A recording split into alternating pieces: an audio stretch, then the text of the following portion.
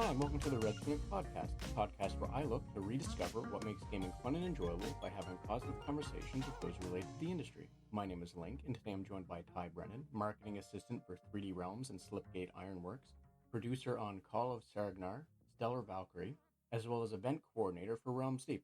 Hi Ty, how are you doing today? I'm good, man. How are you? I'm doing all right. For me, it's like a Sunday afternoon, so, it's a Sunday. Everything is seemingly good so far. We'll see, though. I woke up really late today. I don't know, I couldn't sleep last night, and then I got maybe 3 p.m. when I finally rolled off the couch, got up, and then lifted a bunch of weights for a while, and then took a shower and scarfed down a salad, and now I'm here. I'm just ready to be part of this. I've been looking forward to this for a while. For people listening, I actually asked you, could I come on the show, because I really enjoy your work, especially now that I'm no longer putting out in the keep on a weekly basis. I can explain more of why that is later, but it's just nice to know that someone's still carrying the torch, and I really enjoy your program. So, well, thank you for for your kind words. I appreciate the admiration. Is that the right word? But yeah, no, I'm more than happy to have you on. I know when you reached out to ask me, you've always been kind of on the list of people to bother at some point or another. For something I don't share a lot, or publicly. This might be the first time I've publicly mentioned it, but I have a real bad habit of making multiple lists of people to, as I put it, harass, to try and be on. So you're on, I don't know what list. You could be on the private Discord note thing I have with everyone, or one of the 400 open tabs, or one of the older lists I have that I look at every now and then when I'm getting ready to bother a bunch of people. So yeah, I've had you on the list for a while. I'm glad that we're able to work it out. And yeah, now we can. You don't have to fret about whether or not I will bother you or not, or whether or not you have to reach out to me again or something like that. oh yeah, no, it's no big deal. I reached out to you around Realms Deep Time last year, because I traditionally, the first 2 years, I had put together these amazingly well edited podcasts with video game legends, and either release them as part of the show or simultaneous to the show. And, I thought that was so much fun, but there was no way that was happening last year. I was moving literally across the world, and it's I hadn't been able to record because of I was in rural Alabama, and there's very, very poor internet where my parents were, and I had just gotten out of the military. I can name excuses all day long. I wasn't recording no damn podcast, right? And so then I just ended up reaching out to you, because I'm he could do it. He's good. This guy's got all the chops. Kind of the same audience almost, not necessarily I'd say In the Keep is a little more hardcore in terms of I don't censor anything. I don't care. I really am after what's the most raw version of what someone has to say. That's what I care about. And if someone's could you take that out? Of course I would. I would never ever want to make someone regret having spoke to me, if that makes sense. But I really want to capture as much emotion as I can. That's why some of those shows are 4 hours long, though, because it just takes a while. Yeah. All that to say, and you seem to be very, very good at keeping it nice and concise. You're probably better for show business. Well, I'm not gonna lie. It really came down to in my mind, it was just not wanting to.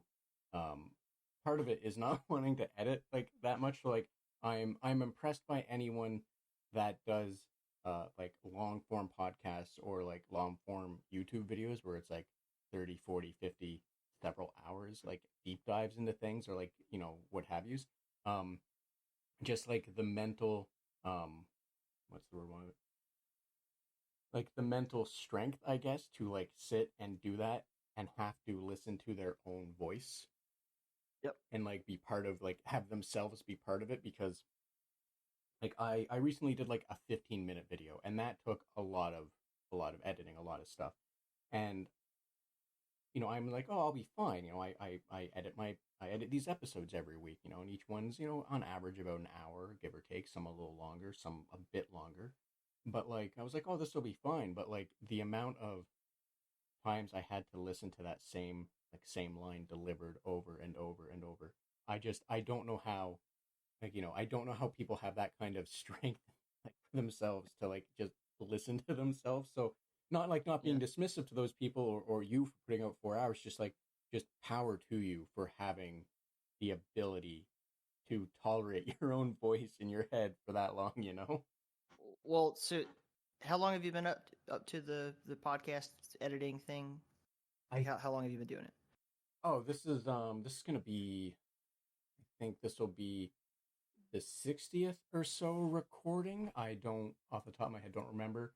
Um, so yeah, so let's say like 60, give or take, episodes at this point. Mm. So when I first started, I was very meticulous about editing everything. I wanted everything to sound good. I wanted every transition to sound good. Every long pause to be taken out. It. I was relentless. Every weird background noise. I was so relentless about making sure it was all perfect. And after a while, I just started doing the intro, and then I'd take the damn recording. Sorry, and put the both of them next to each other, and make sure they were linked up in time, and then I would push the done button. As long as there was nothing in there that I knew for a fact it was just awful, I had to go. I stopped, like deep dive editing all that stuff completely, because it's just a waste of your time at the end of the day. No one even notices that stuff. I mean, they notice if it's really bad and you don't do anything about it, but as long as it's like a natural flowing conversation, like no one is really losing their minds over the things that we think in our head as we're listening to it. Maybe for the fifth or sixth time in some cases.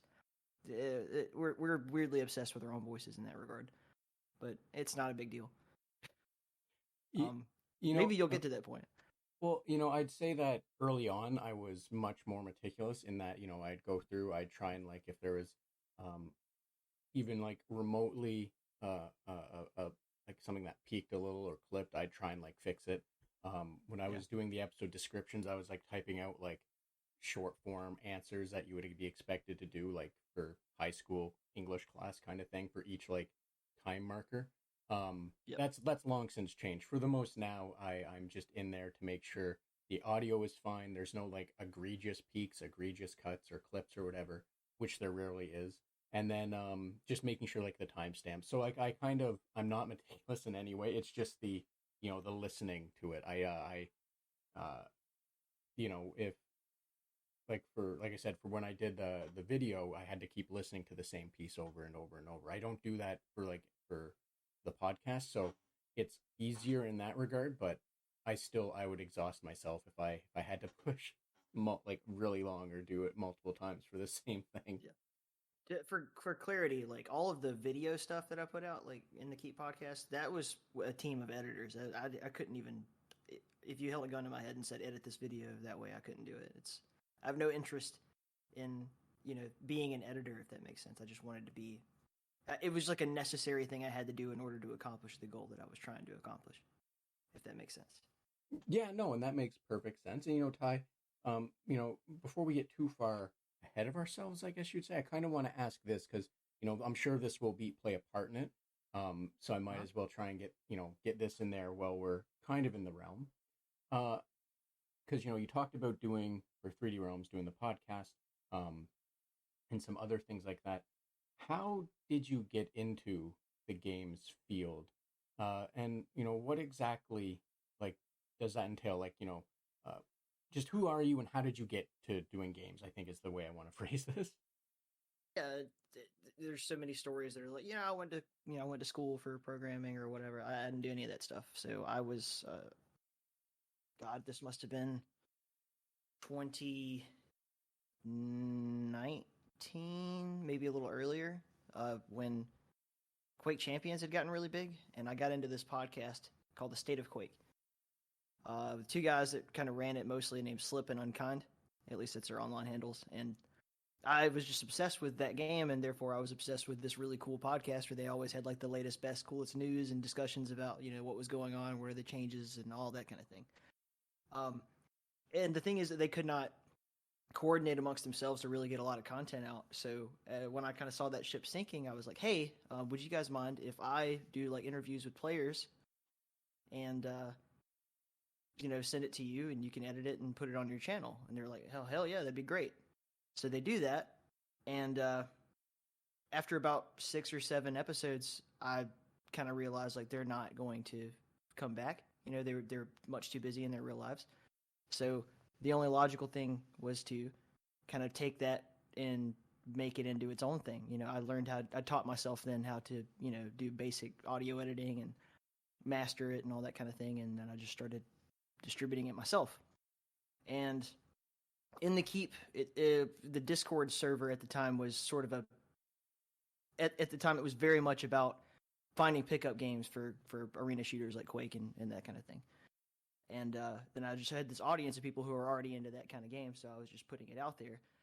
But it turns out that when it comes to arena shooters, your well does run dry pretty early with content and people that you can really talk to who are interested and whatever.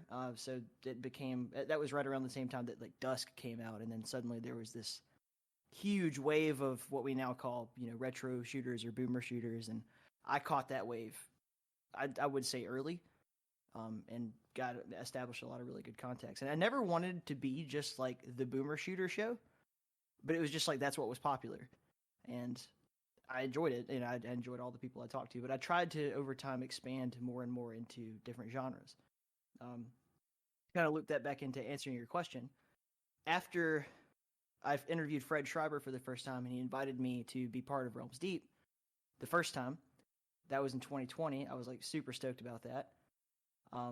And I had never thought of myself as like, I never thought about making games as something that I would even enjoy doing or want to be involved in at all.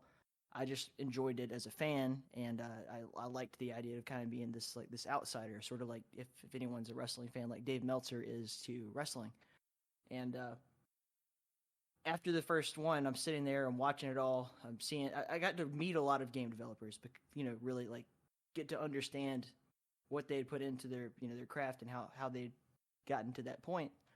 And I just kind of started getting in my head. I was like, man, if I had enough money and a few people who do have those skills that I don't have and probably never will have, I'm pretty sure I could coordinate, not make a game myself, but facilitate the making of a game.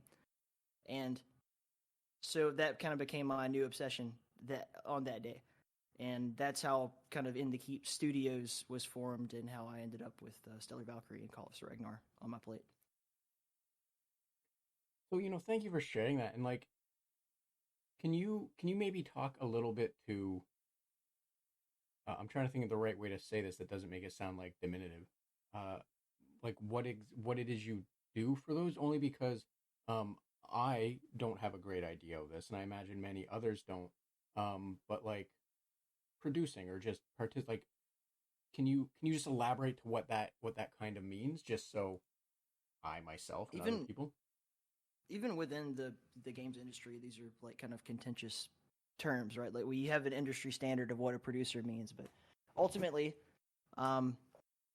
you have the movie producer sort of role in your mind, where it's just like someone who's basically paid to have an opinion on everything. Does that make sense? And then you have the kind of video game industry standard where we use the word producer to describe a project manager, which is oftentimes the person who's got the oversight of the timeline, is assigning people their Jira tasks, coordinating with the team, scheduling meetings. Of course, also having a lot of opinion on what we should or shouldn't do or how this should be. And I in my mind, I'm much more. People ask me all the time, like, who's your favorite producer? And I think they're expecting like a video game producer, but it's always Rick Rubin. And the reason being because it's not really about what I want it to be. It's about like helping the artist, the person who's like got the creative vision. So in many cases, that is the director of the game. Just helping them fulfill their dream. Make what they have in their heart and their mind a reality, and whatever that takes. That's what I see being a producer as. I hope that makes any sense at all, because it's very hard to quantify.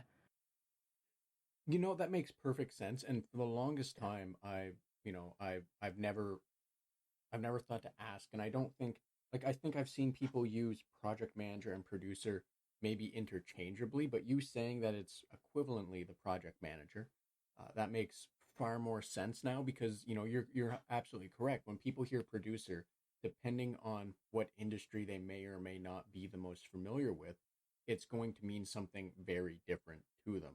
Yeah, like Dr. Dre is a producer. So is Rick Rubin, and so is like Brad Dawn from Saber. They're all producers, and none of them do the same thing. like, John Travolta is credited as a producer on how many movies? Like, what does that mean? What did he really do? I don't know. Probably nothing. He probably sat in catering, smoked joints in his Winnebago the whole time or whatever. I don't know.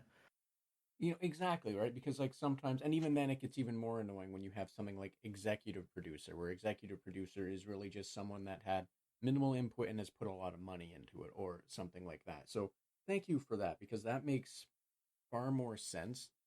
Just for me, and I think anyone that might listen and hear it, you know, hopefully makes far more sense to them when they see, you know, so and so is producing this game. They're really just making sure that the team has all the tools or connections or whatever to get the job done to make sure everything is on track, as well as like you said, you know, making sure I'm going to say the powers that be, because I know it's probably not just the director, but there's probably a whole like slew of people, or potentially a whole slew of people, and you know, trying to make sure that what they want to happen is feasible and doable, right? Oh yeah, yeah. It's all it's like being the guy on the ship who's up in the crow's nest screaming "land ho" before anyone else can see through the fog. You know, it's like, hey, what about this? You know, you're probably not thinking about because you're so, you know, obviously wrapped up in the whatever it is that you actually do. Like, the programmer shouldn't be worried about the long term marketing strategy of the game. Like, he should be worried about the programming or whatever. You know, that it's not something that everyone can be expected to internalize. So you just have that person who's basically like the team mom who makes sure that everyone is taken care of. And I'm sure that you could ask even within 3D Realms, like if you were to grab different producers from different games and ask them the same question, they would all answer differently. You know, because it's kind of like, what's your style? Some people are very, you know, like hardcore documentation and you know, we got Miro boards with schedules that go out for 2 or 3, 4 years. And then you have some people who are like, hey, everybody good? All right, cool. Let me know if anything changes, you know? Like, I'd really like to have some input on the story. Do you have an opinion on that? Like, whatever. It's so difficult to define. So I don't blame you for asking at all. I asked myself that question. What do I do? You know, I think it's probably feasible, or not feasible. I think it's probably plausible. A lot of people, regardless of their job, say, what do I do?" You Yep. know, on the day to day, you never know, or sometimes you just lose it, and you're like, why am I even here? Like, what's even Um, going on in this life?" I met this girl I was dating, and it must have been in high school. I met her father, and I asked him, like, "What do you do for a living, sir?" And he goes, "I operate heavy machinery."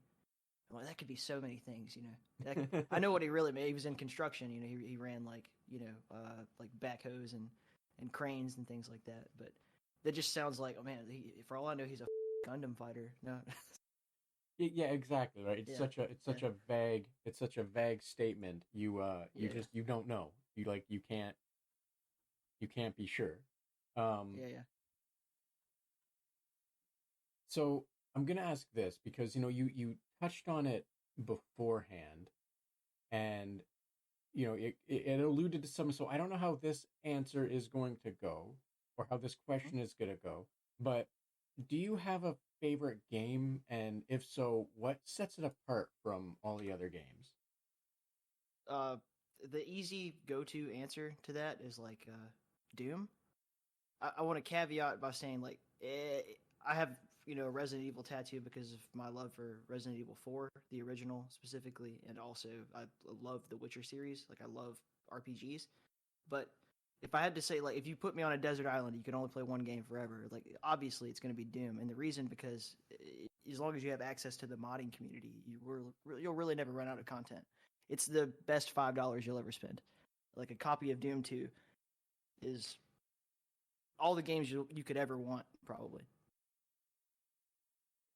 You know, that is very fair to say, and like as someone Mm. that is not heavily into the Doom modding scene, like I know there are certain mods.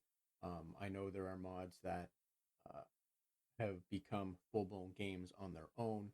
I know that the scene is very healthy and has been very healthy for uh, God knows how long at this point, because Doom 2 has been out since like what, 1993, 94, or later. I don't really remember off the top of my head, but like there's been like levels, total conversions, like so. I understand completely what you're saying, and like as long as you have access to a WAD editor, and even like if you look at what Bethesda did with their launcher for the console versions of Doom 1 and 2, or at least for the Xbox, where they actually built in a launcher. I don't think you get like a wild pick of WADs that you can load in or conversions, but still, like the fact that they even officially have a way to launch WADs says a lot for what the the possibilities are for Doom. Does that make sense? Oh yeah, it's such a tremendous thing. You could say I'm sure that there's another generation after me that would answer the same question with Minecraft. It's like there's no limit to how much enjoyment you can get out of this one cheap purchase. That's really that's the answer to the question. And I've built so much of my adult life has been kind of centered around, if not Doom, then something Doom adjacent. It had such a big impact on my life, huge. Can't even quantify it. So that's the easy answer. Definitely, Doom 1 and 2, if you can consider them one thing. And if I had to pick between the two, then I'd say Doom 2, not because the game is better, but because there are more mods for it. That's very fair. Honestly, I was expecting you to say because of the super shotgun, but more mods is definitely valid because those mods can use the super shotgun, right? Mm-hmm. Yep. So two things I wanna bridge off from that one. The first one really quick. If you don't have an opinion, a huge opinion on this, that's perfectly fine. It just came to me when you mentioned it. But because you mentioned Minecraft and like its modding capabilities, and I'm not gonna lie, and like I'm not trying to shoot shade at the guys that do Minecraft, Mohang. I don't know how to pronounce it right now.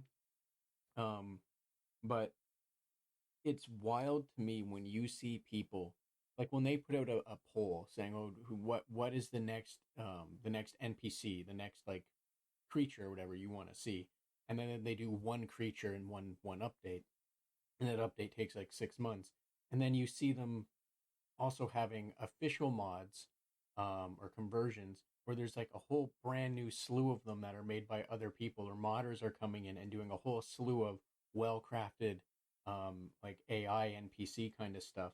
And to me it's always wild seeing the like kind of the disparity between what the community or third party does and what they officially do. um I don't really know what the question is here other than like um what do you make of that, I guess? I'm sorry, I kind of walked into that one without having a proper form. It's okay. I think that there it's going to get really philosophical here. There is a whole generation of people who sort of uh, expect games to be like a service, if that makes sense. I mean, we use the term games as a service, but even within like the IT world, it's like IT as a service. Uh, I mean, I was listening to something earlier that made me think that like basically the entire idea of statehood like is a subscription service at the end of the day. Like you pay your taxes, right, to your government, and they provide you with whatever services that you receive from them, and that's basically what you're doing, right? And as we get less and less like geographically, you know, your work or whatever, you're like the place where you go and throughout the day and everything are not really as geographically centered as they once were. Like unless you have a physical location where you must be every day, which I think that the last few years taught us is not completely irrelevant, of course, but like much less so than we took for granted a while back. So anyway, that to kind of like make that make sense in some way. Players who are playing games like Minecraft and stuff like that and waiting for those big official releases or whatever, I don't know why they do that. I guess it's just because they enjoy it, and I don't have to also enjoy it for them to enjoy it. Whereas with you have the same thing with the Doom community though, or the Quake modding community or whatever. if suddenly the people who are actually doing the work of making all of this content just stopped, then you'd have a bunch of people who are like, "What the H? I expected that. I took that for granted." The people who are running the servers, the people who are actually making the websites and organizing all of the stuff for your convenient downloads, if they just quit, like if the AF domains of the world just stopped, yeah, it would all be gone. And people, I don't know, we get so entitled. I'm not criticizing Minecraft fans. I'm talking about people in general, but also like specifically video game fans. We're a bunch of spoiled brats at the end of the day. We just want what we want. That was a wild tangent. So, I think I get what you're saying, and I can see where you're coming from. I don't think, there's nothing much more to say for me on that one, just because it's something I'd have to like fully realize and think on, so to say. So, don't mind my lack of comment as disagreement or what have you. It's just I never thought of it that way, because you're kind of right. Like the expectation, I think the expectation of if you're just someone who doesn't play with mods or whatever, you're perfectly fine with it and you're happy with it. And then if you're someone who does have mods, the expectation kind of poisons the well, and then it can kind of pollute your view, and like you said, makes you spoiled with what other people that might have less oversight. I'll say oversight, but that's not the right word. But have less oversight on how they need to produce it, how they need to like get it shipped and everything. So like, yeah, that's a good way to put it. I think that that maybe myself included, because my opinion was kind of like, this is whack.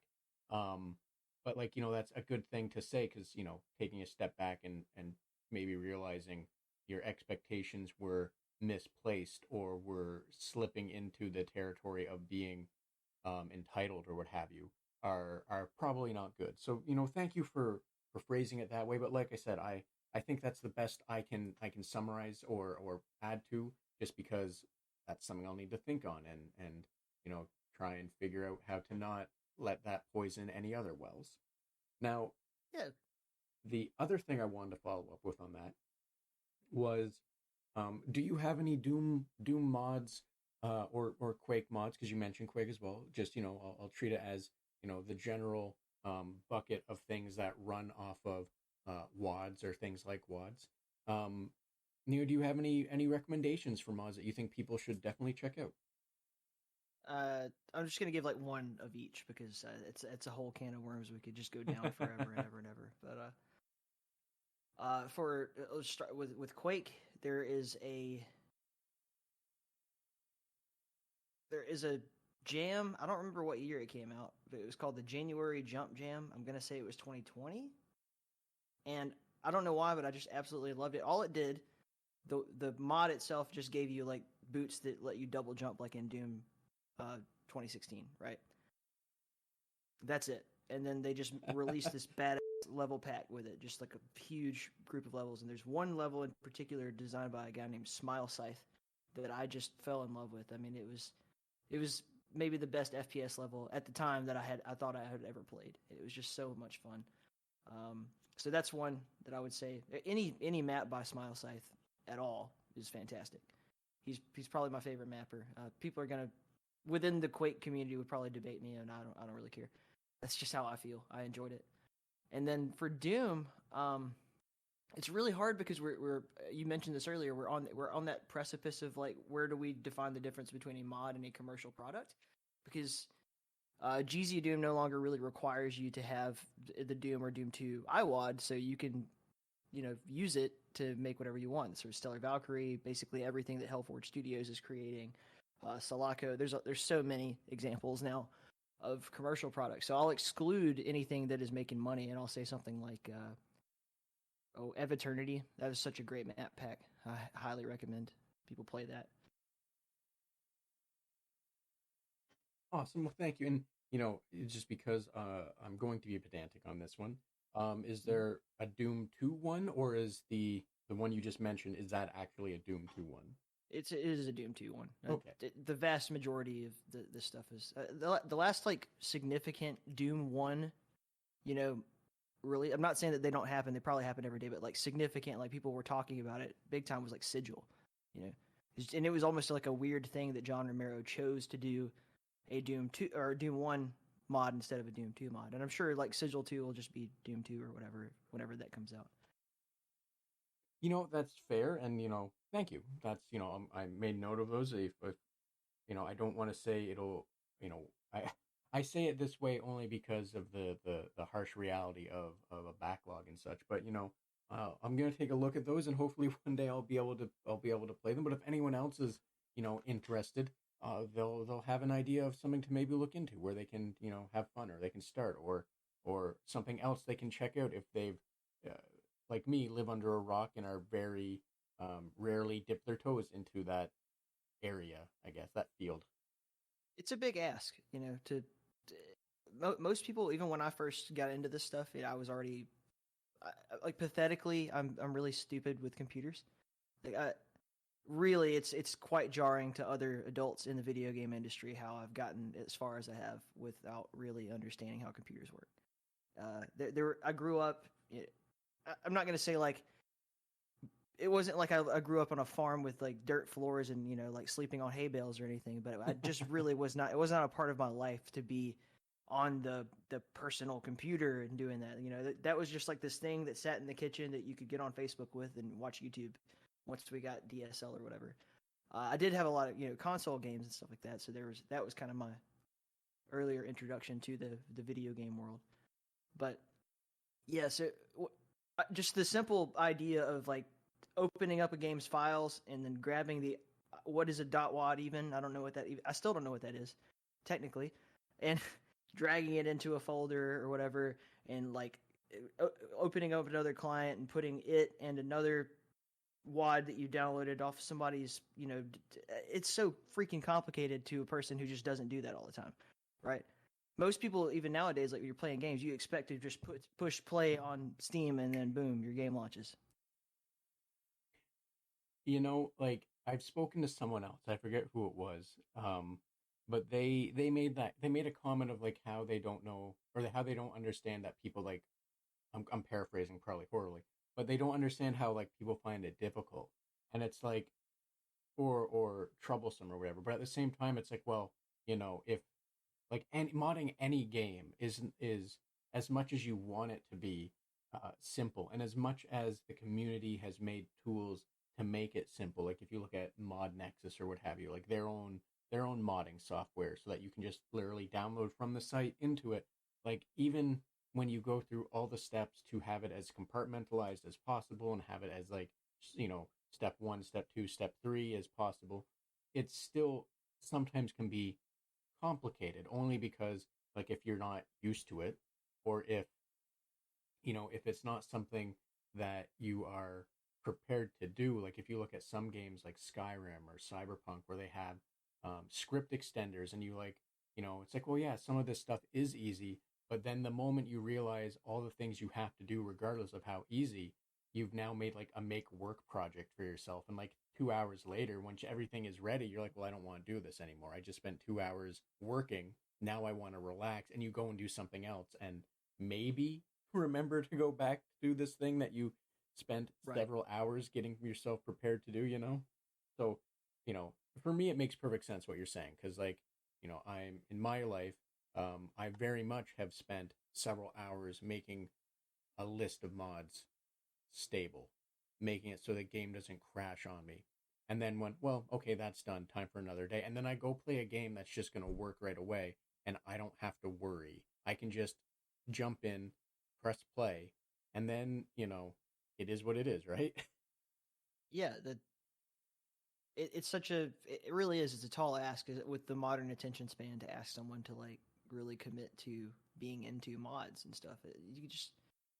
It's like people aren't really concerned with the money so much anymore. Even like you could go on Steam and buy like so many $1 or $2. Like, they were not going to be very good, but you could just blow all your paycheck on all these games that you could just grab for nothing, and you could always have something new to play, right? For a relatively inexpensive, margin. I remember going to like Rhino games when I was a kid and like trading in cartridges from my, what was it, Game Boy Advanced or whatever. And just you trade in like 5 of your old games so that you could afford to get a new one, and then you beat that one, and then you save up for a while and you do the same thing over and over again. That economy is just gone now. Even GameStop doesn't really, how many people are still doing that with GameStop? It's all digital content now.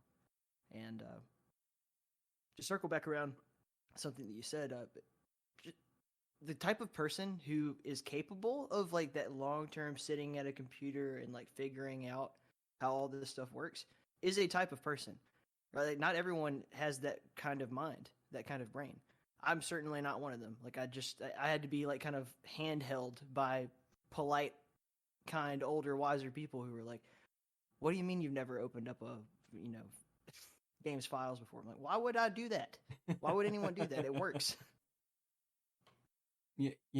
Exactly, right? Like, yeah. Not to be too specific, just because, but like years ago, there was, I got into extracting models for things, like, getting them set up for Gmod or something like that.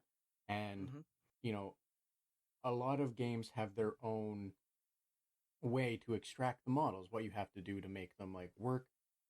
Some of them, I tended to only go for games where like the tool was made where they were already kind of rigged, just for the simplicity of not having to learn how to do that. But like,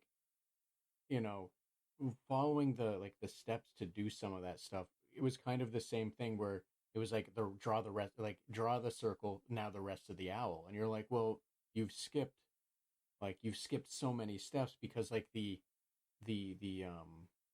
expectation that you've already been doing a lot of these steps and you already know what you're doing. So it's like, it's like, well, yeah, why would I, I don't draw things often. Why would I know how to do the rest of the owl after like the 2 circles for the head and the body? So yeah, I get what you're saying there. And like, I, yeah, if you follow any of like the kind of stuff, like IT workers or like school IT workers or whatever say now, I think it's only going to get worse for people, because like now with the over reliance on like phones, so like the way the app system delivery system works there, it's even, I think it's going to get even worse, because before, where you had to navigate saving to your desktop, open that file on your desktop, or save it to a different place, or what have you, with the switch to it being like on a tablet or on like Android or iOS or whatever, where it's just everything is encapsulated in one place and it saves its stuff to one place. I think that's going to get even worse for the future. Not to try and like speak disparagingly of the younger community or people that just, the only exposure that they were capable of having is apps, but I just think it's going to get worse, like once that is the majority of people, because, as I'm sure you've noticed, or as many people have noticed, like business, like no matter how many young people are in like working in businesses or companies or what have you, it's always going to be the same old stuffy people at the top who, whether warranted or not, are going to be very against the idea of change. So, I think at some point there will be a major collision where, things just don't work because no one knows how to navigate making them work, So I have a really strong like emotional response to what you just said, and I will say this: how did we build the pyramids? I don't know how you want me to answer that, because Yeah, you can't, right? And that's it. But what you're saying is like with the loss of knowledge over generation, there's people who don't want change because they do the things that the way they've always done, and that works, and they don't want it changed because the future generation will forget it, right? Mm-hmm. So like, let's take a generation of people right now. Like the average 13-year-old Fortnite player, if you ask them to mod something, could they do it? If you asked them to even explain how does a video game work, they probably couldn't. I'm not saying that there's not a lot of really bright young people out there. That's not what I'm getting at. It's just that there's lost knowledge now. If you're a video game developer, you're a level designer, and you've been working in Trench Broom or Ultimate Doom Maker or something like that, your entire time that you've been level editing, and then somebody handed you like Unreal 1 and said, make a level for this. Could you do it? Does the skill transfer over? If you're an expert at I don't know, Python, and then somebody asked you to program in C, everything is built on this old infrastructure. You go to a bank and ask them what everything they have is programmed in, they'll probably say like Cobalt. And so we have like this loss of the knowledge of people who even know how to work on those systems. So I had a friend at one point who was like a pretty damn good Cobalt editor, and he basically joined the military to get away from how much he was working for banks, because they all wanted to pay him. He's like, it wasn't about the money. It was about just like, I need to change my life now. Like, it's too many people who need me. And basically it was like him and his brother had like a small business just doing, programming jobs for banks that refused to update their stuff. And I shouldn't even say refuse. Like, they're like not capable of it. If you were to take the entire Canadian or American military and just hit pause on everything, every system they have going, and just say, we're going to update to some modern computing language, well, you can't, because then all of our systems, like your defense systems, would be shut down for that entire period of time. It's a huge investment to make. It's a huge step to make. And what they say, like, science advances one funeral at a time. It's the same thing. So, weird correlation or tangent there, I guess I can say, like, not what you said. I understand what you're saying, and yeah, it's like it's I undoubtedly expect that everyone will at some point, I don't want to say fall in line, but everything will kind of click. But I just think it's going to be a very rough transition period during that click. And like you said, as someone that, without trying to say too much, has an intimate knowledge of COBOL, more or less what you're saying is pretty spot on. Like, it's, there's a lot of reasons why COBOL still does exist. But like the evolution of it is also just like its own kind of tale. And like at some point, you're absolutely correct. The amount of people, like the scale is going to tip. Not to say like all those people will die off. I'll use retire because that's a little nicer, because not everyone in the COBOL industry is horrible. Oh, look, real quick tangent on that even itself. If you go invest, if anyone that's listening to this and is like, oh, I'd love to get into doing mainframe stuff, COBOL stuff, and you're like, oh, I'm going to go and investigate it online and see. You're going to find the same 2 or 3 forums. Stack Overflow started doing it now, which is fantastic that they actually have people talking about mainframe related stuff. But you're going to find the same 2 or 3 forums, and they're going to be the same bulls, basically. I was trying to think of a better way to put it, that are that hate young people, that their answer is always, did you read the manual, when they ignore the fact that like the environment might not be set up with those manuals, because mine sure as hell aren't. And more or less it's just like this really aggressive like hatred for new people coming in doing it.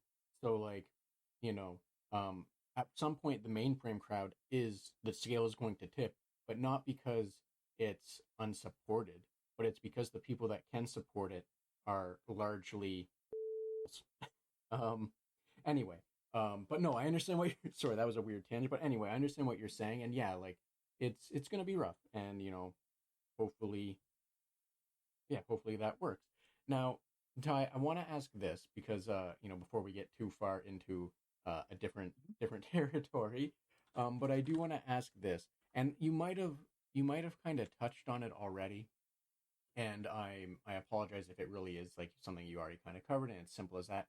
But you mentioned Quake and working on that podcast in the past was kind of like your stepping stone into the industry.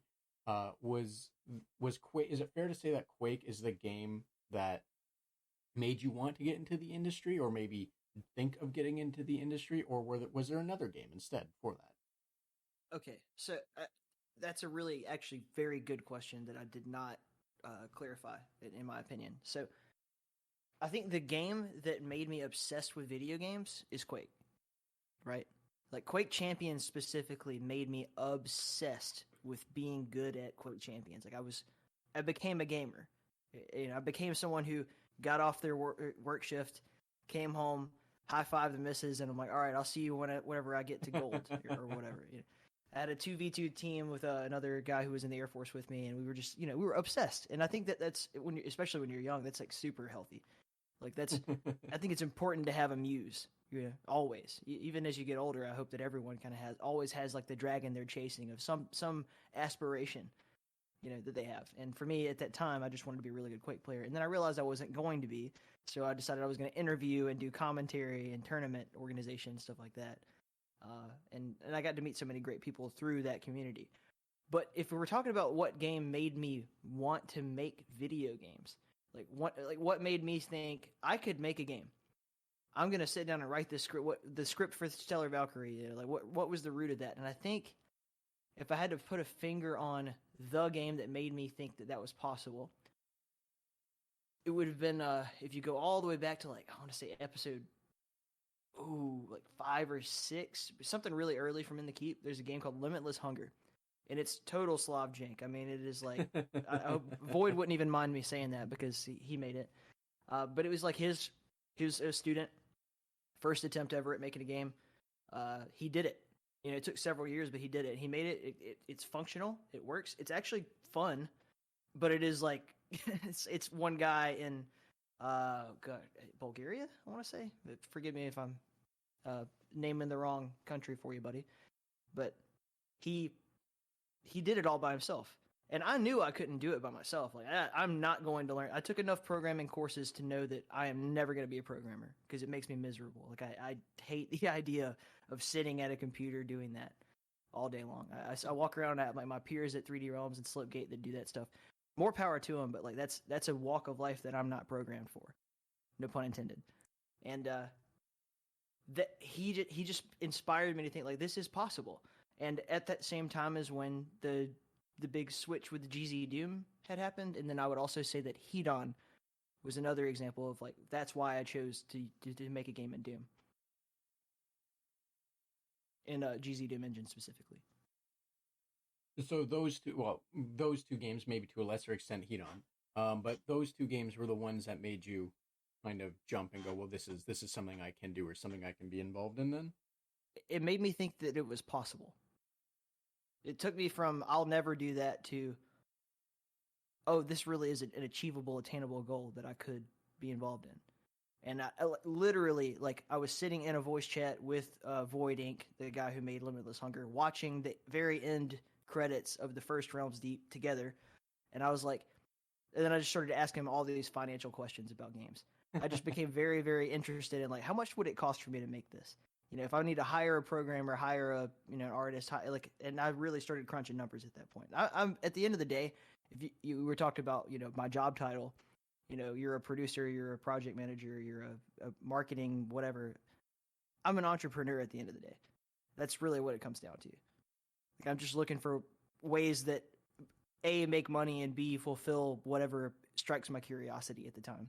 And I know that can kind of sound a bit jaded, but that's really how I live my life. I just whatever the next thing is that captures my attention and I feel in my heart is the thing to go towards, I just do that. It has served me well so far. That's fair to say, because I was having a conversation with a friend the other day, and the topic of the absurdity of the statement of money can't buy happiness came up. And at the time my response was a house would be happiness for me right now, in the sense of being able to afford a house in this nonsense market. But right, I get what you're saying, because it really it sounds like what fulfills you what would buy your happiness is being able to do these kind of things. So, I don't think it's jaded at all to kind of go that route, because ultimately, you know, if you can be a part of, I shouldn't say if you can be part of, because you should always, in general, you should always be a part of what makes you happy.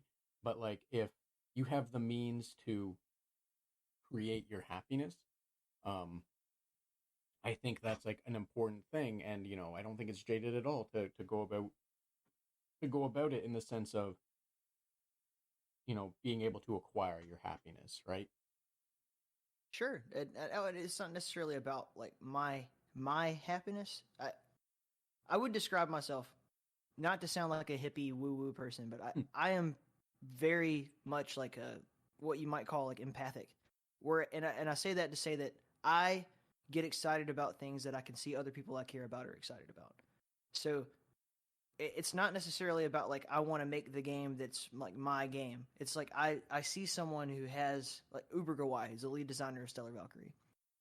He has so much like creative energy that's just needs to be to me. I'm just like, what if we just took you, this guy at the time he was when I met him, he was really, really prominent in the Doom community, specifically in Z Damon, for making these incredible mods and maps. And part of me is like so thankful that there's this guy who does that every week for us to, all get together and enjoy some games. But on the other hand, I was thinking like, what if I took that guy and gave him an opportunity to make something that completely in his own vision, and it was, like finances aren't a problem. And to me, that's what makes it really worthwhile. And like taking someone like the level designer we have, Tim, or Eris Falling doing the soundtrack, that kind of stuff. I just see people who are talented, and I'm like, the only thing that makes sense is just put them all together and see what they can create together. It's not about me, if that makes sense. And I feel so much joy in their joy, and I feel whenever it's a frustrating period of development, I feel their pain too. So yeah, does that make any sense? Yes, it makes perfect sense. Okay. Right, I was trying to think of you're saying all this, and I'm in my mind. I'm like, okay, there's a word for this, and I can't think of the word, but I understand what it is you're saying, and that that also makes sense, because the just the your what effectively it sounds like it gives you happiness is the happiness and joy that everyone else as a whole gets from the project. Yes. And that's a great way of putting it. I'm struggling for the word, but no, that makes perfect sense. I understand what you're saying, and I would hope that more people that are involved, and I should say, I'm pretty certain a lot of the people I've spoken to that are involved in this kind of, in gaming, they probably to some extent would share that, and I'd hope more people in the industry are as well, just because, there's as someone that's as a creative, I don't want to say like me as a creative, because I'm not so much one, but as a creative, a lot of what they're doing is bearing their soul, putting themselves out there to hopefully do something that they can be happy with, that other people can enjoy. I refuse to believe that they put stuff out there that other people will hate, because that's just nonsense. Like, why would you do that to yourself? But like, I understand what you're saying, because the being able to be part of something that inspires joy, that inspires people to do things, like the person that you said, I apologize, the name escapes me, but that did Limitless Hunger. I imagine they are happy knowing that their work has inspired other people to do things, because what greater compliment can there be for someone to step back and say, this is the thing that made me want to go this route, like. So yeah, no, I understand completely what you're saying, and it makes perfect sense. And I hope and expect, I guess, really, that the community, the development community, or what have you, at large, involving in like related to games, feel that way as well. I can't speak for the entirety of the world of video game companies or whatever, but specifically, I mean, at 3D Realms and Slipgate, there is a strong culture of like, we make things that we would play ourselves. It's not. I can never predict long-term future of anything, but like Frederick Schreiber, our CEO, is like maybe the most, what I was just describing about myself, like I get so much excitement out of other people's excitement. He's that, with 20 more years of experience, I would say. I mean, if I go back and listen to, somebody told me one time when I first started working here, you should go back and listen to that interview you did with him. And I don't really go back and listen to myself speak after it comes out. Like that's just, it feels weird, but I did. And it was like obvious listening back to it that there's this clear, we're on the same wavelength, and like we have the same philosophy about how things ought to get done in a lot of ways. And so when I started working here, it made perfect sense, and it clicked that way. But there's obviously, I mean, you don't have to look very far at all to see that it's a business. There are plenty of video game companies that function solely on the bottom line, what's popular, how do we crank it out, and at the expense oftentimes of its employees. And I don't like that. I wouldn't want to be involved in that. And if In the Keep ever becomes like a sustainable studio where it's like employing multiple different people in that same way, I couldn't live with myself. Feeling like you're not even exploiting people in the name of something good. You're just exploiting them in the name of like making something that is not even real art in a lot of ways, to a degree. I understand exactly what you're saying, and I not to name names just because I don't want to name a name and then like say how alienate yourself. well that one. I don't like name dropping unless it's like, I'm speaking to someone and it's like, oh yeah, you work with them, say you work directly with them, right? That's where it feels fair, or feels equivocal. But I don't like dropping names, because if I misinterpret or misparaphrase something from them, then it's just bad on my part. And I have a little bit of anonymity when I don't directly say my interpretation of something. But I've spoken with, someone, and they kind of hinted at like pulling back to like, what they're putting out, like the kind of catalog that they want to do, or what have you. And I almost want to say, like, what you just said now, and based on what they said, it kind of makes sense to think that maybe doing such a thing is like how you would, again, I'm not speaking for them, just like how it could be interpreted, or how I'm interpreting it in this moment. But like, it might sound like that might be when you get to the point where you're worried about, coming up to the tipping point. Not to say you're already at, like, you get to the tipping point, so we have to roll back. But if you're like ever worried about it and you want to keep your focus grounded in like what means something to you and everyone, it makes sense at that point to like do everything you can to not keep walking towards the cliff, So Yep. like, I get what you're saying, and I would also understand like anyone that also puts games out or works on games where they might, see themselves going, oh, I'm getting close to this just being a soulless endeavor for me, and wanting to quickly stop, right? Or they can see the writing on the wall and like having to change up what they do, because,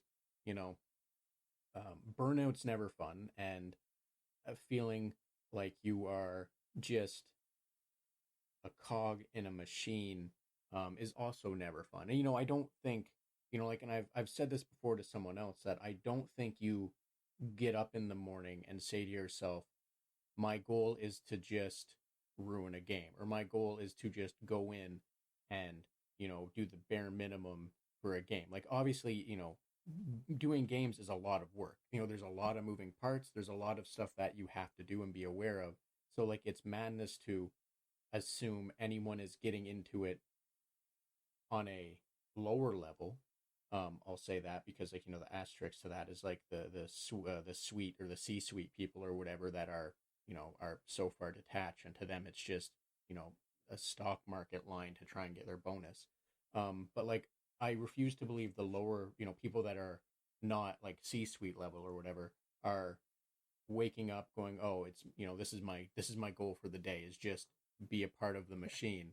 And like, I imagine some of them have got there, but it's not something they've done intentionally, because like, you get burned out, and that's, oftentimes, you don't realize you're burned out until you're burnt out. So I think, having what you said, having a bit of like the foresight to already be like, well, if this can be successful, I don't want this to happen.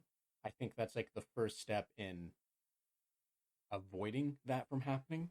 I'm sorry, there was a lot of random stuff tangent wise in there, so I hope that makes sense in the end. No, you're fine, man. We both do the same thing. That's why I like your interview style, because it's just off the cuff, Like you you just gotta like let words be words sometimes, and it's something I think about when you're listening to a recording of someone speak, or just in communication in general, right?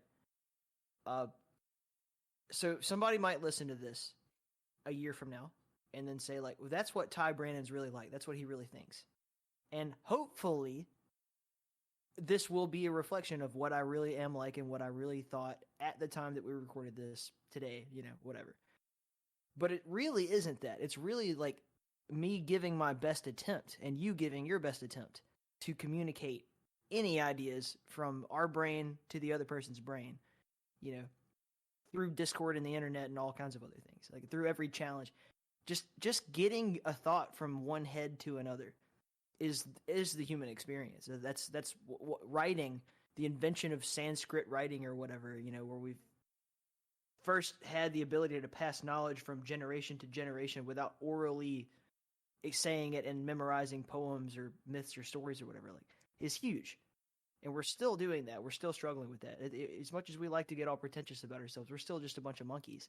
And so don't feel bad. Like, you do this a lot, man. And forgive me if I'm mistaken here, but I think it's a Canadian thing where you're just like super polite and like, like, oh yeah, don't let me offend you or whatever. Like, relax. It's all good. You can't hurt my feelings.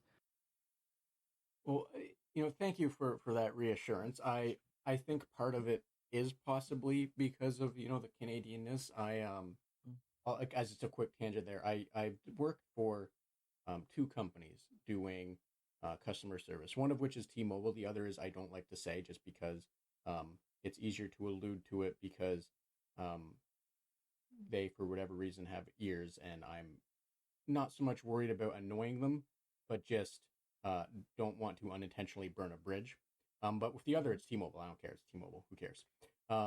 But one of the rules was you don't say sorry, because in Canada, and I imagine other places, sorry is a acknowledgement of the situation, where in the States, sorry is typically seen as an admission of guilt. So, I think you're probably pretty close to it, just because, when you're in a situation where sorry can be perceived across like culturally differently, even though like America and Canada culturally is its own whatever. I only say that because of like the whole melting pot thing. But anyway, but no, I understand what you're saying. And it probably does have to do with the Canadian and the, like the year or three of customer service, and like the rules of that being in my head when trying to, like you said, have a respectful conversation. And like, behind the scenes, sometimes I say a thing and there's just dread in my head, where I'm sitting there trying to find a rope to pull myself out of the pit and panic, but like doing my best to not have that reflect in what I'm saying, until I finally just say, screw it, cut my losses and try and move on. That's the art of the conversation, though. Is like when you dig yourself into a hole and you climb out, and it's. I love that. I'm addicted to that feeling, man. I love that. Just absolutely putting yourself in a really, really tight spot just to have to climb out of it, and then pulling it off is the best feeling. Like over promising, making big, grand gestures of like, this is something that I want to pull off. And then being in the position where it's like, well, that's probably impossible. Despite that, I've already promised it, and now it has to be done. So that's probably not the most healthy way to work. I don't recommend that everyone else do that, but that is for me very much like something that I enjoy doing. It's like, I can't, I wouldn't want to live life any other way. It's like riding the bull. That's fair. And I think there's some merit to maybe suggest people try that to figure out if it's what they can do. because like if that works for you, then by all means, like that's fantastic. It's great that you have a thing that you can do that is manageable to you, right? I would, for anyone listening thinking, oh, that might be worth a shot. I'm not trying to dismiss what you said. Start small though. Start with things that aren't going to ruin your career if you dive in a little too deep. Listen, if you don't have kids, do whatever feels right. Like, apologies, you're gonna have to edit that part out, but do whatever feels right. Like, just go all in on whatever you want because you've nothing to lose, unless it's your life. I mean, like, don't just wake up one day and make the promise that you're going to be an arms trader or whatever. That's not what I'm saying. But in general, like, follow your freaking dreams. Like, what do you have to lose? We all live in this like little idea. Being outside of the United States has really taught me a lot more about this. Whereas I used to, in the States, anybody who's ever been there, the first time I heard a Danish guy say, I spent all of my savings account this weekend, and I lost my mind. I was like, what do you mean you spent all your savings account? And it's like, well, yeah, I was saving up for something, so I spent it and on the thing that I was saving for. Because to me, savings account is like the barrier between me and the streets. Like, that's what keeps me off of Skid Row is whatever's in that savings account. And when I got into places like Denmark and Sweden and Germany, even to a certain degree, that's not what they're worried about. It's like the bare minimum is that you go stay in the commune for a while or whatever. They feed you and put you in a bed and help you get back on your feet. That's not the same everywhere. Everybody doesn't have that sort of survival instinct. And I'm not saying that they should. It's just a different way of life. And I don't even remember why I brought that up, to be honest. That's also very fair. Like if it's not a matter of life and death, and you don't have mouths to feed or people to support, you're right. Taking risks is a far more safe thing to do. As weird as it is to say, take a big chance. But no, that makes perfect sense. If no one is relying on you to survive and you yourself are capable of surviving otherwise, you're right. Take a risk and see what happens because, good things can happen. One of my favorite, most inspirational films ever is Forrest Gump. Like, I want to be, when I'm old, like, very similar to him. I want to be able to tell my life story and no one believe it, but it be true. Like, and then you did what? And then you did what? And then you went where? You're like, I want it to be like that. I think that is a well-lived life, at least for me. That has its own merit to it as well. It's always fun to be able to drop random things in like a conversation that, to you are no big deal. It's like, oh yeah, I had a shotgun pointed at my face once. It's like, oh, okay. There needs, and then just refusing to elaborate, or you do elaborate, but it doesn't matter, right? Like, it's just the offhandedness that you can drop certain things, and the wild story the potentially wild story that may or may not lead to or from that, right? I can definitely understand that because it's, the being able to have a storied life, I think is the way to put it, is, it's fantastic, right? Because like you can share things, you can what have you, and it's not just saying, oh, I grew up in a middle class cul-de-sac, I went to a middle class, or I went to like a decent university, and then I got a data entry analysis job where I worked for 35 years and then retired, and now I watch football on the weekend. No offense to anyone that does that, but just there's nothing wrong with that. Yeah. In fact, those people are probably going to be happier, more content, and healthy in the long run. I can't be comfortable doing that. Exactly. I physically can't do it. So like, like I said, not to dismiss, everyone has their own their joys in life and such. It's just, I can definitely understand, like for me personally, I wouldn't be content if that was it. As I've gotten older, don't get me wrong, the amount of times, I would like to say I would, the number of times I would like to have a shotgun pointed in my face are increasingly lower than when I was younger. Even then, I didn't want them to, I'm just saying the amount of times I'd want to put myself in a situation where the shotgun comes out is much lower now than it was when I was younger, because you do stupid things when you're a kid.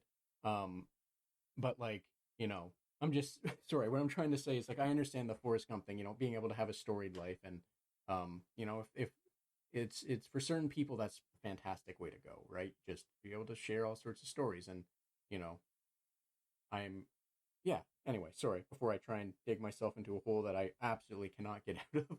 Um, so Ty, I do want to ask this because it's for you. It's Sunday. It's getting later, so I don't want to take up too much more of your time. I want to let you be able to relax a little more before Monday starts.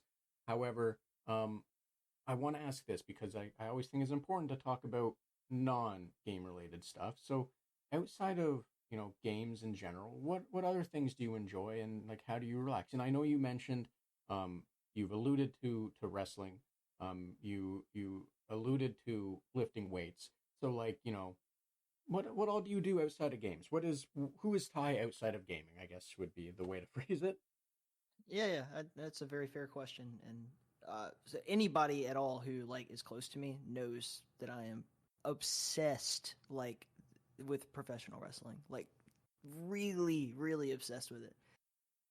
I mean, I was just watching like the 1995 Super J Cup from the Tokyo Dome. It was like the first time that Wild Pegasus and Lionheart, were kind of displayed on that stage. And if anybody doesn't know who Lionheart and Wild Pegasus are, that's Chris Benoit and Chris Jericho at quite a young age. So two of your greatest sons of Canada, representing America in Japan in the year I was born in a wrestling tournament. Like, it's ridiculous stuff, but I love that. I love the story and the athleticism and all that.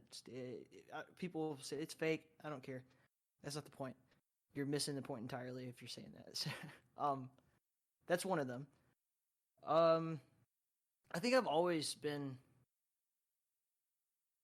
really driven to do something athletic. Not necessarily that I want to be like a professional athlete, but like I can't maintain a normal level of conversational sanity without exhausting myself physically. Mike Jared one time told me that I was he described me as a dog with the zoomies. You just had to let him run a few laps around the building, he'll be fine. But I have a lot of energy, and then it comes in big waves, and then it'll be like then I'll sleep till 3:00 the next day and talk to you in the afternoon. That's part of it. But it's a really deep question. Like, who am I outside of gaming? Most of me is outside of gaming. In fact, I've struggled since being in the video game industry, like professionally, like this is my job, to come home and want to play video games at all. I tried. I think it's not just as simple as saying like because I do that at work. That's not as simple as it. But I moved, across the world. Had to like kind of learn a whole new way of life and get used to living on my own for the first time, really. So I think that was part of it. But recently I got really into Command and Conquer because 3D Realms is putting out that game Tempest Rising. And so I thought it was like, obviously it's very important that I understand what it is that I'm selling. And since it's so heavily influenced by like CNC and, Age of Empires and stuff like that, I was like, well, I should really give that RTS genre a try. So that's kind of been my new video game muse recently. But that even still, it's such a small part of just my day to day. Most of my day to day is like recovering from the day before, like sleeping to kind of like like heal the body, so to speak, and then whether it's riding my bike around or going for really really long hikes or lifting weights or whatever, just something to like keep my brain from going absolutely wild. Because without some sort of external input, I am a very excited. Just when I'm alone, I pace. Does that make sense? Like I can never sit still. This sitting down and talking to you right now in this chair has probably been the longest I've sat at a chair and not got up and walked around in a long time.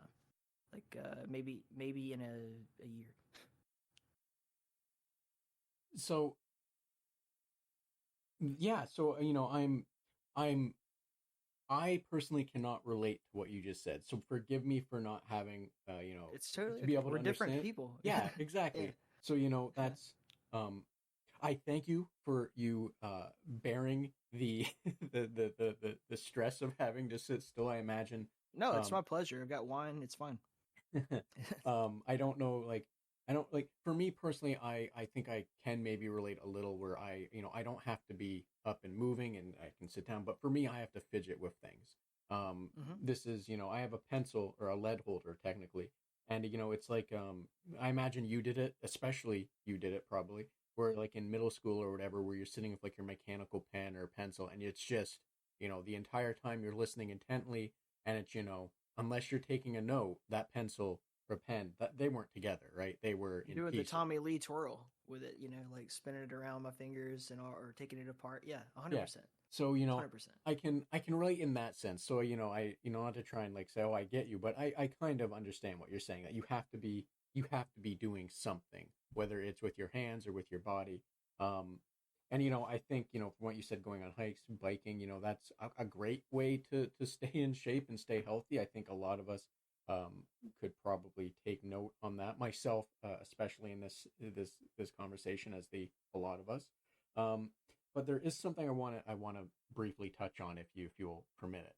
And Sure. you mentioned your obsession with wrestling, and Yep. the people that say, oh, it's not real, or what have you, or use that as like a dismissing agent. And for me, it took years for this light bulb to click, and I don't think it was because it was just something that was hard to put together. I think it would just took forever to click because the the pieces needed to be there, the ability to notice it.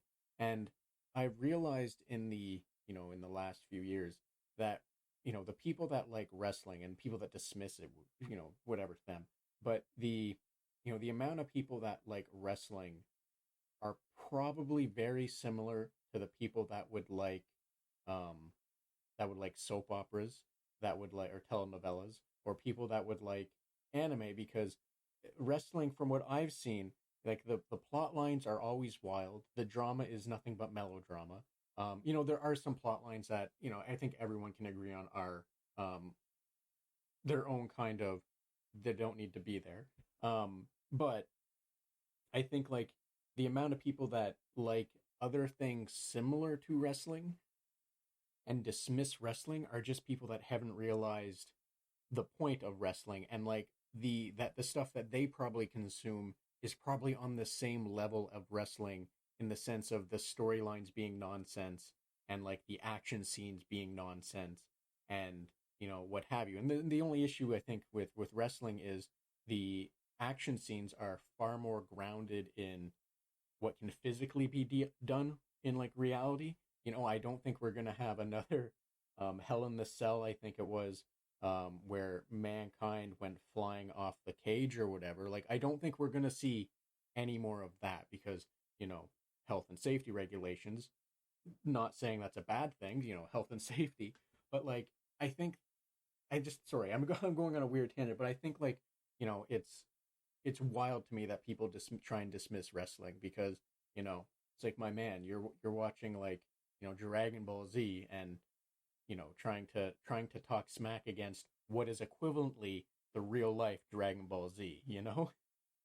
Yeah, a lot of people have described professional wrestling as like IRL anime, like live action anime, and it's a very good comparison. It basically functions in exactly the same way in terms of you set up a lot of verbal drama and then you act out the physical parts of it. And the storytelling is what I find so like tremendous about it, is that you can whatever, like it could be a symphony or whatever art form that you enjoy.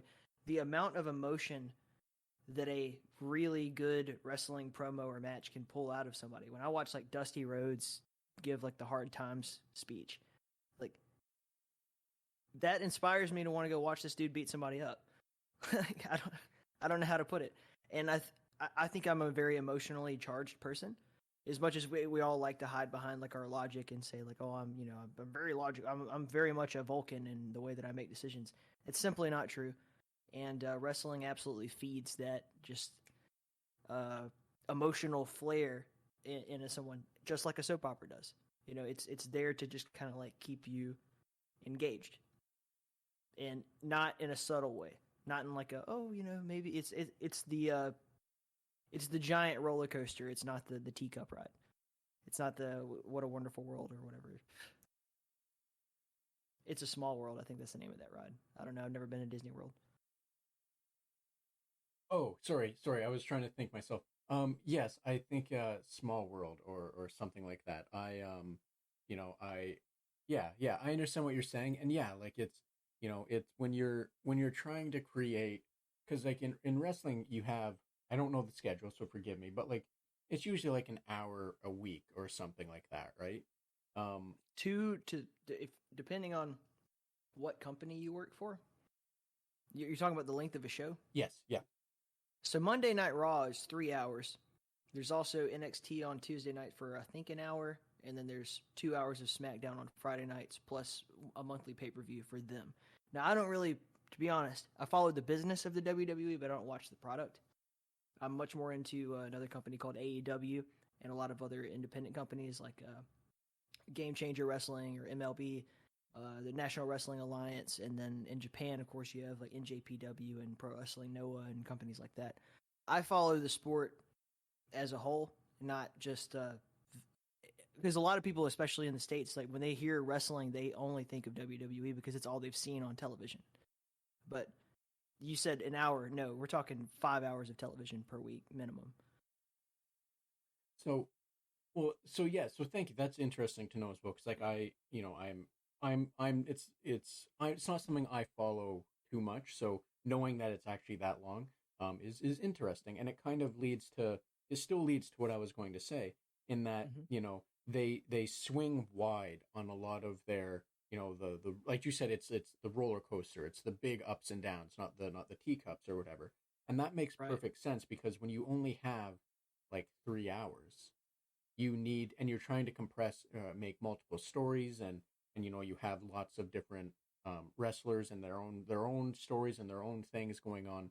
You have to swing wide, and I if people are not like understanding that, that's kind of, it's unfortunate, because it's, as much as you can do a long form storyline, you still only have like a short period for each fight or what have you, right? So they have to, you gotta swing hard, so that way everything is communicated and that everything is enjoyable and not just, you know underacted, right? You have to be able to sell it. Yeah. I So have a pretty good response to your earlier question, if I can jump in on it real go fast. for it right away. Sure. Okay. So the people who like watch Die Hard and then dismiss pro wrestling, right? Both are good. I like both. Just to be clear, I love that. I love Die Hard. But it's not, they look at the sport and they think that it is a fake fight. They look at it like it's the UFC, but fake. That's not what the sport is. The sport is, first and foremost, to get a reaction from the crowd, and hopefully the result of that interaction with the crowd results in more tickets sold, like more butts in seats, more pay-per-view sales, and higher television ratings and merchandise. Like, it's really not about your athletic ability or your ability to want to fight at all. It's about your ability to make people want to participate in the thing. That's the sport. Does that make sense? 100%, yes. Okay. Dwayne The Rock Johnson actually is a terrible professional like wrestler. Like if you actually watch him do wrestling holds, he's not very. I'm not saying he's bad, but I mean he's not like Bryan Danielson or someone who's like a tremendous mat technician. He's charisma. He's just the guy just has literally an electrifying feeling about him that makes people want to buy tickets to see him do stuff. That's what he's good at, and that's the sport. That's why he's the like number one draw in the whole industry.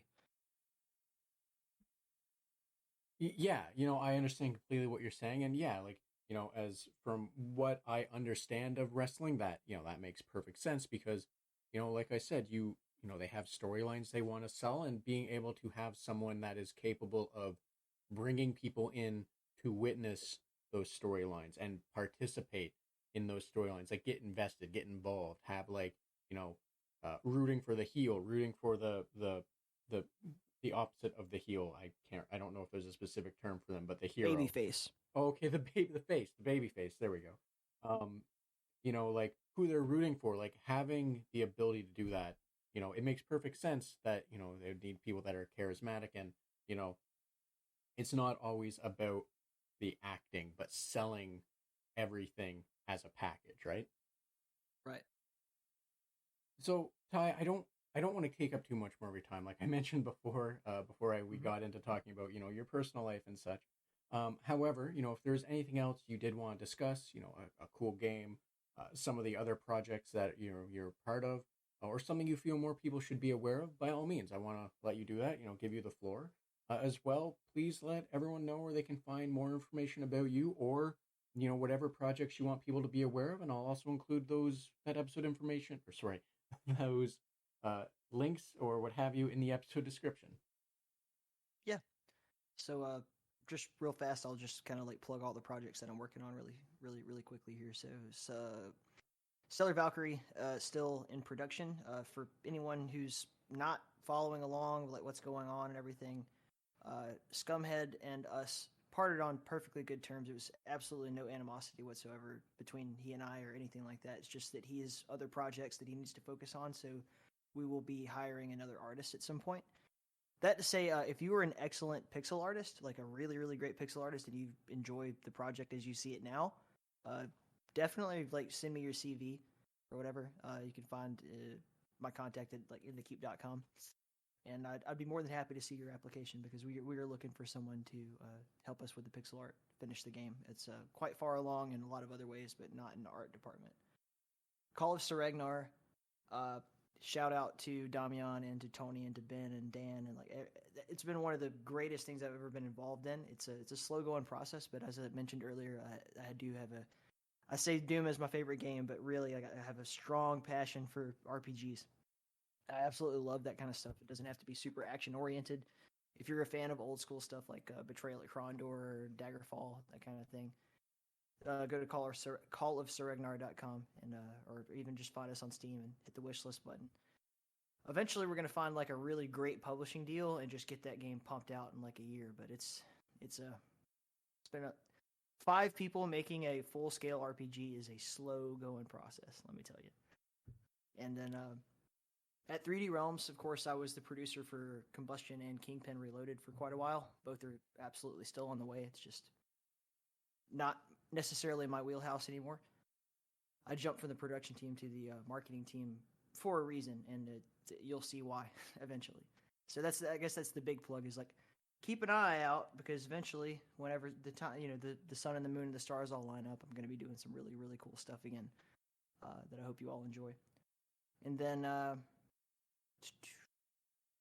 I forget, you asked me like such a multifaceted question. I feel like I couldn't possibly answer it all. So I'll reiterate it for you. Yeah. It was, if there was any other cool games you wanted to discuss, you kind of covered the what you're doing or things you think people should be aware of with the plugs. By all means, so if you want to drop more, by all, like, now's the time. Oh yeah. No, that's it. And that's actually pretty much it. Oh yeah, where people can also find you. Which... Oh yeah, on Twitter at Ty_Brannan, BRANNAN. Awesome. Yeah. So I'll definitely make sure that people are able to find you at find information about Stellar Valkyrie, Call of Saregnar, as well as find you on Twitter. Like that will be in the description, so people can if they're listening right now, they can go into the description, click the button, find out more. Or they can, search up. They have their ways to find you now. But Ty, if they're, sorry, I was just gonna say I really appreciate your time, man. Thank you. Oh no, I was about to actually say, I really appreciate you making the time for me. And if there wasn't anything else, I'll let you get back on with your day. But I really do appreciate you, you cutting out some time and having this conversation. Anytime, man. And you ever need me back, you just let me know. I'll make a note of that one. I have a few people, and it's always trying to think of how I can bring people back, like what the discussion can be like, because I don't want to bring people back just to ask the same questions. So it's one of those things where there's a document somewhere where it's like, what can I talk to previous guests about, and like figuring that out. So I'll add you to that list, and if I, if and when I can figure out how to navigate that, by all means, I might shoot you another message and see what we can do. All good. Well, yeah. Well, I guess that's the wrap for the podcast. Then it's been great, and take care. Yeah, thank you. Yeah, sorry. Yeah, thanks again, Ty. I really appreciate you making the time to have this conversation with me, as well as thank you for joining us on the Red Tunic Podcast. And a special thanks to Ronald Jenkins for the use of music from the title track from Road Steep. And if you like this podcast and want to support it and help it grow, please subscribe or follow me on Twitter at Red Tunic Podcast to receive the latest episodes and news, and be sure to share if those you think might also enjoy it. Thanks. Till next time.